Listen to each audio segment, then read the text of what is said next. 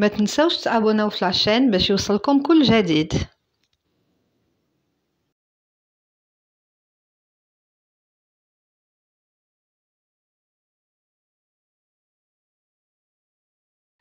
Assalamu alaikum wa rahmatullahi ta'ala wa barakatuh. J'espère que vous allez tous bien. Bon, j'hésite encore. Est-ce que je fais la vidéo en français ou en arabe? Alors, je vais essayer de faire un mix des deux pour que tout le monde comprenne. Parce que vous donnez des messages de plusieurs personnes qui me demandent d'essayer de faire des vidéos en français aussi. Voilà entre nous, la majorité des parents me demandent des vidéos en arabe. Mohim, alors j'ai essayé de faire la vidéo un peu plus professionnellement, si vous voulez, mais je n'ai pas le temps, vu le travail, les enfants, etc. Donc, je vais faire une vidéo très rapide pour l'instant, où je vais expliquer justement l'ambiguïté que nous avons maintenant et les questions que se pose la majorité des parents sur le système Cambridge. D'après les informations que j'ai pu avoir de plusieurs personnes, des écoles justement concernées, bien que je ne vous cache pas qu'entre nous, la majorité des écoles ne donnent pas exactement les informations qu'il faut quand ça ne rentre pas dans ou ça n'aide pas dans leur intérêt personnel, ce qui est vraiment dommage. Moi, je respecterais plus une école qui me donne l'information correcte plutôt qu'une école qui me cache une partie de l'information pour me pousser à inscrire mes enfants dans un système qui peut-être par la suite ne leur sera pas bénéfique. Mais bon, donc je commencerai par le système Cambridge qu'on appelle le self-assessment.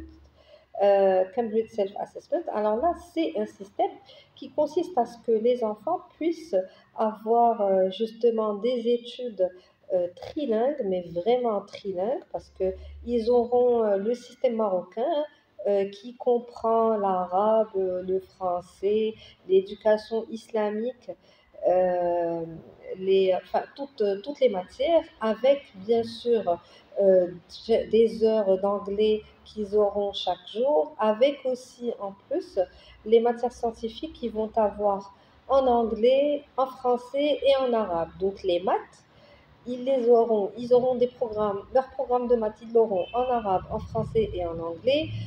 Pareil pour les sciences, peut-être par la suite pareil pour d'autres matières, mais en tout cas, ils commencent ce système la majorité du temps à partir de la grande section et continuent cela jusqu'au collège, jusqu'au lycée. Le souci que ce type d'enseignement anglais ou Cambridge a, c'est que le diplôme ou le bac anglais à aujourd'hui n'est pas encore reconnu par l'État marocain. Du coup, les enfants qui vont opter ou les élèves qui vont opter pour ce système et qui vont le continuer jusqu'au baccalauréat pour essayer d'avoir un baccalauréat anglais n'auront pas la possibilité de passer les tests et les concours dans les universités et grandes écoles marocaines. Donc c'est un peu bloquant pour eux, sauf bien sûr pour les parents, par exemple, qui ont, des parents étrangers, des parents qui ont les moyens d'inscrire leurs enfants par la suite dans des universités anglophones à l'étranger, etc. Donc, c'est le point le plus difficile. Maintenant, l'avantage aussi, c'est qu'au lieu d'avoir un système qui va leur permettre seulement d'apprendre une langue, mais ça va aussi leur permettre d'avoir les acquis de cette langue dans toutes les matières. Non seulement l'anglais parlé ou l'anglais écrit, mais ça sera aussi un anglais scientifique. Euh, donc, disons, un système purement anglais ou anglophone. Donc, en général, ce genre d'enfants ou ce genre d'élèves seront complètement trilingues, complètement anglophones aussi et francophones parce que ces écoles-là fournissent aussi le système marocain et français normal puisque le baccalauréat, justement, comme j'ai dit, n'est pas reconnu, le baccalauréat anglais n'est pas reconnu au Maroc.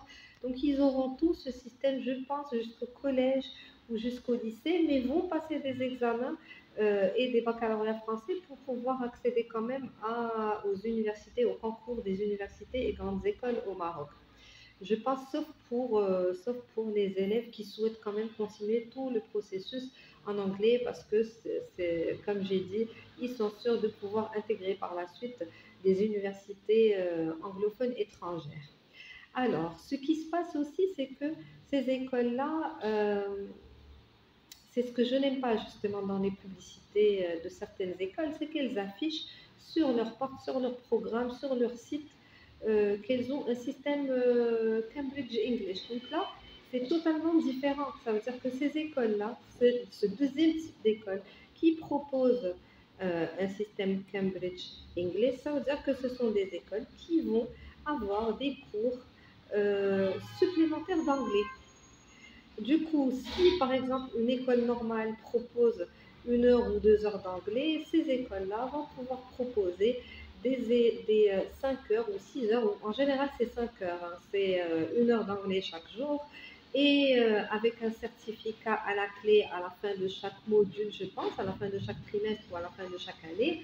Mais cette autorisation justement de fournir ce type d'enseignement de langue, et je le redis encore une fois, de langue, donc ils n'auront pas de sciences en anglais, pas de maths en anglais, donc pas de matière scientifique en anglais, juste apprendre la langue anglaise, comme ce qu'on fait dans les centres de langue. Et justement, ils ont eu l'autorisation en général par ce type de centre de langue. Par exemple, enfin, je ne veux pas vraiment citer de nom, mais je vais le faire juste pour que les parents comprennent.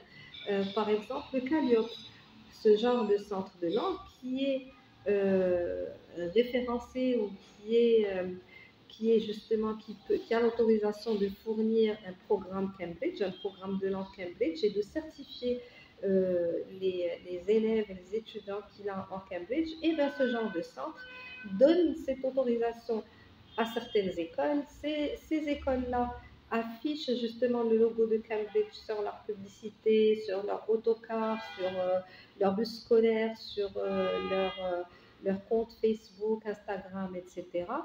Et à la fin du trimestre ou à la fin du module d'anglais, c'est ce genre ou c'est ce centre de langue qui va venir à cette école pour pouvoir passer l'examen des élèves, au lieu que ces élèves-là ne se déplacent au centre de langue. Ça a aussi un avantage parce que les élèves vont apprendre la langue anglaise justement euh, durant leur cours.